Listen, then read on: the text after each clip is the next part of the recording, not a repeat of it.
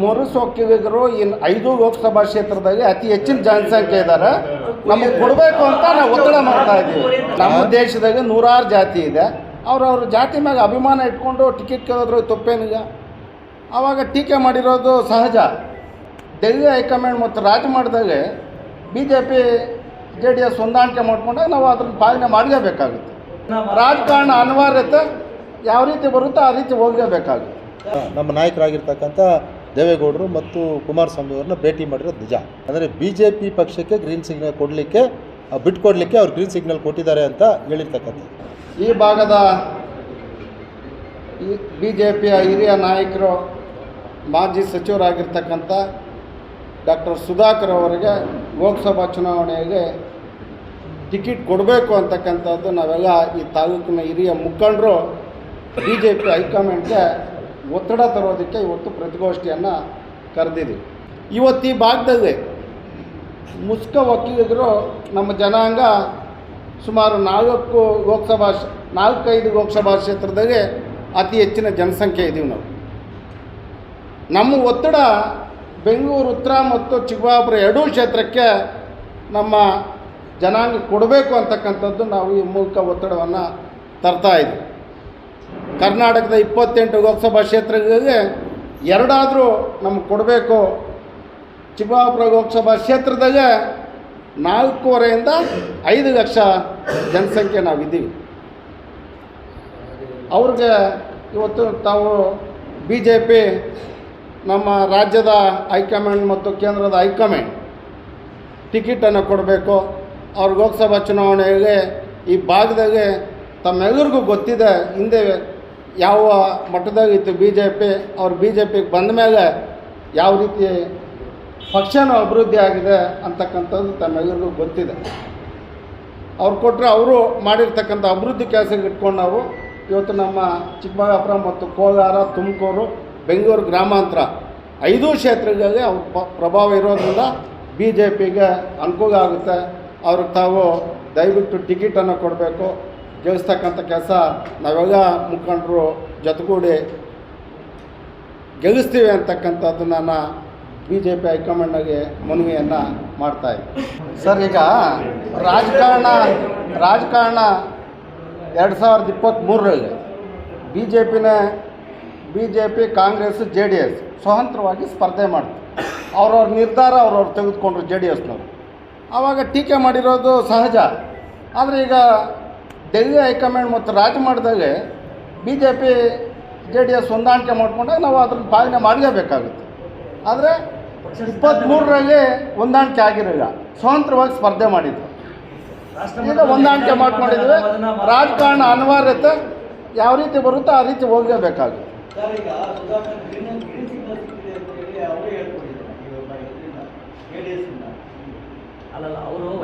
ನಿಮಿಷ ಮಾತಾಡ್ತೀನಿ. ಇಲ್ಲ, ಇದು ಡಿಸಿಷನ್ ಪಕ್ಕದಲ್ಲಿ. ಸರ್, ಈಗ ಎಲ್ರಿಗೂ ಕೂಡ ಒಂದು ನನಗೆ B ಫಾರಂ ಬೇಕು ಅನ್ನೋ ಒಂದು ಆಸೆ ಇರ್ತದೆ. ನಿಜ. ಅವ್ರು ಹೋಗಿ ನಮ್ಮ ಮಿತ್ರ ಪಕ್ಷವಾದಂಥ JDSನ ನಮ್ಮ ನಾಯಕರಾಗಿರ್ತಕ್ಕಂಥ ದೇವೇಗೌಡರು ಮತ್ತು ಕುಮಾರಸ್ವಾಮಿ ಅವ್ರನ್ನ ಭೇಟಿ ಮಾಡಿರೋದು ನಿಜ. ಅವ್ರು ಹೇಳಿರೋದು ಚಿಕ್ಕಬಳ್ಳಾಪುರ ಇವತ್ತೇನು ಭಾರತೀಯ ಜನತಾ ಪಕ್ಷ ನಾವು ಮತ ಗಳಿಕೆಯಲ್ಲಿ 2ನೇ ಸ್ಥಾನದಲ್ಲಿದ್ದೀವಿ, JDS 3ನೇ ಸ್ಥಾನದಲ್ಲಿದೆ. ಹಂಗಾಗಿ ತಾವು ದಯವಿಟ್ಟು ಚಿಕ್ಕಬಳ್ಳಾಪುರ ಕ್ಷೇತ್ರವನ್ನು BJPಗೆ ಬಿಟ್ಕೊಡಿ ಅಂತ ಕೇಳೋದಕ್ಕೆ ಹೋಗಿದ್ದಾರೆ. ಹಂಗಾಗಿ ಅವರು ಹೇಳಿದ್ದಾರೆ ನಮಗೆ ಗ್ರೀನ್ ಸಿಗ್ನಲ್ ಕೊಟ್ಟಿದ್ದಾರೆ ಅಂತ. ಅಂದರೆ BJP ಪಕ್ಷಕ್ಕೆ ಗ್ರೀನ್ ಸಿಗ್ನಲ್ ಕೊಡಲಿಕ್ಕೆ ಬಿಟ್ಕೊಡ್ಲಿಕ್ಕೆ ಅವ್ರು ಗ್ರೀನ್ ಸಿಗ್ನಲ್ ಕೊಟ್ಟಿದ್ದಾರೆ ಅಂತ ಹೇಳಿರ್ತಕ್ಕಂಥದ್ದು. ಅದನ್ನು ಬೇರೆ ಬೇರೆ ರೀತಿಯಲ್ಲಿ ವ್ಯಾಖ್ಯಾನಗಳು ಮಾಡ್ಬೋದು. ಅವರು ನನಗೆ ಇವರು ಹೇಳ್ಬಿಟ್ಟವ್ರೆ ನನಗೆ B ಫಾರಮ್ಮು ಅಂತ ಹೇಳಿಲ್ಲ. ಪಕ್ಷಕ್ಕೆ ಬಿಟ್ಕೊಡ್ಬೇಕು ಅಂತ ಕೇಳಿದಾಗ ಅವರು ತತ್ವಶಃ ಒಪ್ಕೊಂಡಿದ್ದಾರೆ ಅಂತ ಹೇಳಿದ್ದಾರೆ ಅಷ್ಟೇ. ಕೋವಿಡ್ ದುಡ್ಡು ತಿಂದು ದೊಡ್ಡವರಾದವರಿಗೆ ಟಿಕೆಟ್ ಕೊಡಬಾರ್ದು ಅಂತ ವಿಶ್ವನಾಥ್ ಅವರು ಹೇಳಿದ್ದಾರೆ ಸರ್. ಇದರ ಬಗ್ಗೆ ನಿಮ್ಮ ಅಭಿಪ್ರಾಯ ಏನು? ಅಲ್ಲ, ಈಗ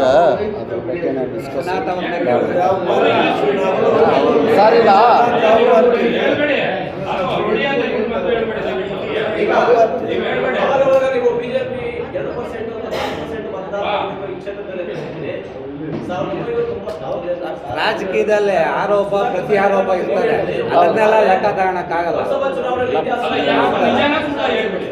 ಲೋಕಸಭಾ ಚುನಾವಣೆ ಇತಿಹಾಸವನ್ನು ಗಮನಿಸಿದಾಗ 1992ರಲ್ಲಿ ಈ ಭಾಗದ ಯಾವುದೇ ಜಾತಿ ಧರ್ಮಕ್ಕೆ ಸಂಬಂಧ ಪಡದೇ ಇರತಕ್ಕಂತ ಸಲ್ಮಾನ್ ಸಿಂಗ್ ಅಂತಕ್ಕಂಥವ್ರು ಇಲ್ಲಿ ಕಂಟೆಸ್ಟ್ ಮಾಡಿರ್ತಾರೆ ಲೋಕಸಭಾ ಅಭ್ಯರ್ಥಿಯಾಗಿ.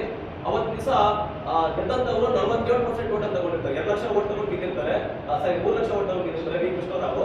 ಆದ್ರೆ ಇವರು 18% ಓಟ್ ತಗೊಂಡಿರ್ತಾರೆ, 1,23,000 ಓಟ್ ತಗೊಂಡಿರ್ತಾರೆ ಹೋದಾಗಿರ್ತಕ್ಕಂಥ. ಆಮೇಲೆ ವಿಧಾನಸಭಾ ಗಮನಿಸೋದಾದ್ರೆ PC ಮೋಹನ್ ಆಗ್ಬೋದು ಅಥವಾ PS ಪ್ರಕಾಶ್ ಆಗ್ಬೋದು ಎಲ್ಲರೂ ಬಂದಾಗ ಸಮರ್ಥವಾದಂತಹ ಅಭ್ಯರ್ಥಿ ಇಲ್ಲದಾಗ ಬಿಜೆಪಿ ತನ್ನದೇ ಆಗಿರ್ತಕ್ಕಂಥ ಸಾಮರ್ಥ್ಯ ತೋರಿಸಿತ್ತು. ಆಗಿದ್ರು ಕೂಡ ಪದೇ ಪದೇ ಬಿಜೆಪಿ 2%, 4% ಅಂತ ಹೇಳೋದಕ್ಕಿಂತ ಇದು ಎಲ್ಲೊಂದ್ ಕಡೆ ಬಿಜೆಪಿ ಬೆಂಬಲಿಗರಿಗೆ ಆತ್ಮವಿಶ್ವಾಸ ತುಂಬಿಸೋಕೆ ಮಾತಾಡಲ್ಲ ಸರ್. ಆಗ್ತಾನೆ ರಾಮ ಮಂದಿರ ರಥಯಾತ್ರೆ ಸ್ಟಾರ್ಟ್ ಆಗಿತ್ತು. ಆಗ 34 ವರ್ಷದಿಂದ ರಥಯಾತ್ರೆ ಸ್ಟಾರ್ಟ್ ಆಗಿತ್ತು. ಅವಾಗ ಚುನಾವಣೆಗೆ ಹಿಂದೂಗಳು ಒಂದಾಗ ಅವಾಗ ಅವ್ರಿಗೆ ಆಶೀರ್ವಾದ ಮಾಡಿದ್ದಾರೆ. ಅದಾದಮೇಲೆ ಇವಾಗ 18 ವಿಧಾನಸಭಾ ಚುನಾವಣೆ ತಗೊಂಡ್ರೆ, 19 ತಗೊಂಡ್ರೆ, 23 ತಗೊಂಡ್ರೆ ತಮಗೆ ಗೊತ್ತಾಗುತ್ತೆ. ಆಗ ಹಿಂದೂ ಭಾವನೆ ಇದ್ದು BJPಗೆ ಮತವನ್ನು ಕೊಟ್ಟಿದ್ದಾರೆ. ಆಗ ಒಂದೊಂದು ಚುನಾವಣೆ ಒಂದೊಂದು ಥರ ಆಗುತ್ತೆ ಬಿಡಿ ಸರ್. ನೀವು ಬೆಂಗಳೂರು ಉತ್ತರ ಮತ್ತೆ ಚಿಕ್ಕಬಳ್ಳಾಪುರದಲ್ಲಿ ಮಸೂದೆ ಗೆದ್ದಿದ್ದಾರೆ. ಈ ಎರಡೂ ಕೂಡ ಈ ಜಾತಿಯವರಿಗೆ ಕೊಡಬೇಕು ಅಂತ ಹೇಳ್ತಿದ್ದಾರೆ. ಎರಡೂ ಕ್ಷೇತ್ರಗಳಲ್ಲಿ ಮಸೂದೆ ಏನ್ ಹೇಳ್ತೀರಾ ಸರ್? ಯಾಕೆ ಬಚ್ಚೇಗೌಡರು ಗೆದ್ದಿದ್ದಾರೆ ಆಗ? ಹೋದ ಸರಿ ಬಚ್ಚೇಗೌಡರು ಗೆದ್ದಿದ್ದಾರೆ ಆಗ. ಇಲ್ಲೂ ಕೂಡ ಆಗ ಹೋದ MP ಚುನಾವಣೆಗೆ ಬಚ್ಚೇಗೌಡರು ಗೆದ್ದಿದ್ದಾರೆ ಆಗ. ಕುಮಾರಸ್ವಾಮಿ ಸೋತಿರ್ಬೋದು, ಬಚ್ಚೇಗೌಡರು ಗೆದ್ದಿದ್ದಾರೆ ಆಗ. ಸೋಲು ಗೆಲುವು ಜನಗಳ ಕೈಯಲ್ಲಿ ಜಾತಿ ಮೇಲೆ ಓಟ್ ಬರಲ್ಲ. ಅಲ್ಲ ಈಗ ಸರ್, ಚುನಾವಣೆ ಆದ್ರೆ ಎಲ್ಲ ಚುನಾವಣೆಗೂ ಈಗ ಆ ಚುನಾವಣೆ ಸಂದರ್ಭ ಸಮಯ ಬಂದಾಗ ಯಾವ ರೀತಿ ಮತದಾರರು ತೀರ್ಪು ಕೊಡ್ತಾರೋ ನಾವು ಒಪ್ಕೊಂಡೇಬೇಕಾಗುತ್ತೆ. ಒಕ್ಕಲಿಗರನ್ನ ಹೊಡೆಯೋದು ಆಗುತ್ತಾ ಸರ್? ಇದು ಯಾಕಾಗಲ್ಲ? ಮನಸ್ಸು ಅಂತ ಹೇಳ್ಬಿಟ್ಟು ಹೇಳ್ತಿದ್ದೀರಿ ನೀವು. ದೇಶ ಹೊಡೆಯೋ ಕೆಲಸ ದೇಶ ಹೊಡೆಯೋ ಕೆಲಸ ನೀವು ಒಕ್ಕಲಿಗರನ್ನ ಹೊಡೆಯೋ ಕೆಲಸ ಅಂತ ಯಾಕಾಗಲ್ಲ? ಮುರುಸೊಕ್ಕಿಗರು ಇನ್ನು 5 ಲೋಕಸಭಾ ಕ್ಷೇತ್ರದಲ್ಲಿ ಅತಿ ಹೆಚ್ಚಿನ ಜನಸಂಖ್ಯೆ ಇದ್ದಾರೆ. ನಮಗೆ ಕೊಡಬೇಕು ಅಂತ ನಾವು ಒತ್ತಡ ಮಾಡ್ತಾ ಇದ್ದೀವಿ. ಈಗ 100 ಜಾತಿ ಇದೆ ಅಲ್ಲ ಸರ್? ಈಗ ನಮ್ಮ ದೇಶದಾಗ 100 ಜಾತಿ ಇದೆ. ಅವ್ರವ್ರ ಜಾತಿ ಮ್ಯಾಗ ಅಭಿಮಾನ ಇಟ್ಕೊಂಡು ಟಿಕೆಟ್ ಕೇಳಿದ್ರು ತಪ್ಪೇನೀಗ? ಏನು ಒಂದು ಜಾತಿಯಾಗ 100 ಜಾತಿ ಇದೆ, ಅವ್ರ ಜಾತಿ ಮ್ಯಾಗ ಅಭಿಮಾನದಿಂದ ಟಿಕೆಟ್ ಕೇಳಿದ್ರು ತಪ್ಪೀಗ? ಅದು ಬಿಟ್ಟು ಯಾರಿಗೆ ಟಿಕೆಟ್ ಕೊಟ್ಟರು ಸಹ ನಾವು ಕೆಲಸ ಮಾಡ್ತೀವಿ. ಈಗ ಸುಧಾಕರ್ ಅವರು ಟಿಕೆಟ್ ಕೊಡದೆ ಬೇರೆಯವರು ಕೊಟ್ಟರು ನೀವು ಕೆಲಸ ಮಾಡ್ತೀವಿ. ಪ್ರಾಮಾಣಿಕತೆಯಿಂದ 100ಕ್ಕೆ 100 ನಾವು ಪಕ್ಷವನ್ನು ಗೆಲ್ಲಿಸ್ತಕ್ಕಂಥ ಕೆಲಸ ಮಾಡ್ತೀವಿ.